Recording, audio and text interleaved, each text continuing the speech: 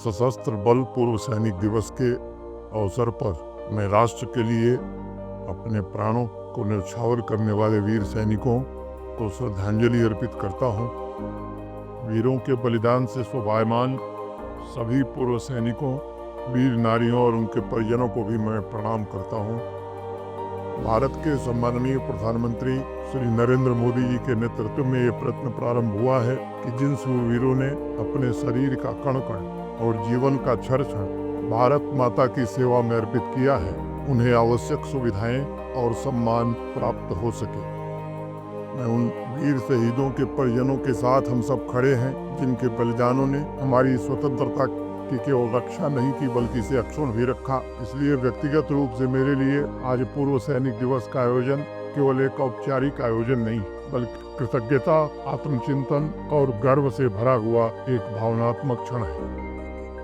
राष्ट्र के प्रति अनन्य निष्ठा, सेवा की भावना और समाज के प्रति समर्पण के संकल्प के साथ हमारे पूर्व सैनिकों ने रचनात्मक भूमिका का भी सदैव निर्वहन किया है। ये सच है कि जो शूरवीर बलिदान देने का साहस रखते हैं वही राष्ट्र और समाज की रक्षा भी करते हैं, और इसलिए पूर्व सैनिकों के लिए सेवा और समर्पण केवल एक नौकरी नहीं होती बल्कि ये जीवन भर निभाया जाने वाला एक विराट संकल्प होता है।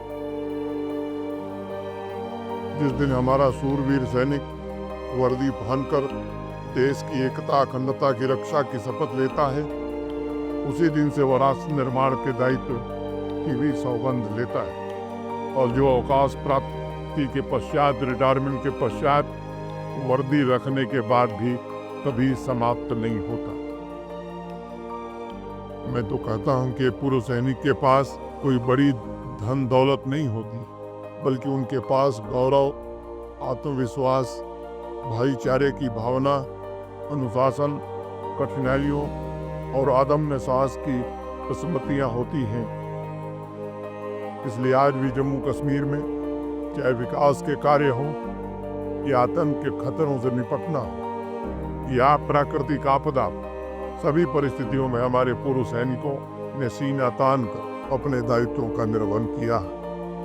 कठिन से कठिन परिस्थिति में दुश्मन का मुकाबला करते हुए उनके मन में प्रशंसा या पुरस्कार की आकांक्षा कभी नहीं होती बल्कि कर्तव्य की पुकार होती है कि पूरा देश शांति से सो रहा होता है तब हमारे शूरवीर सीमाओं पर सजग तो रहते हैं। जब समाज कोई त्योहार मना रहा होता है तब वो सुदूर देश की रक्षा में तैनात रहते हैं। अपने जीवन के ऐसे अनगिनत अनमोल पलों को एक सैनिक इसलिए त्याग देता है ताकि 140 करोड़ भारतवासी भयमुक्त होकर खुशियां मना सके। उनके इस त्याग में पूरे परिवार का सहयोग भी शामिल रहता है।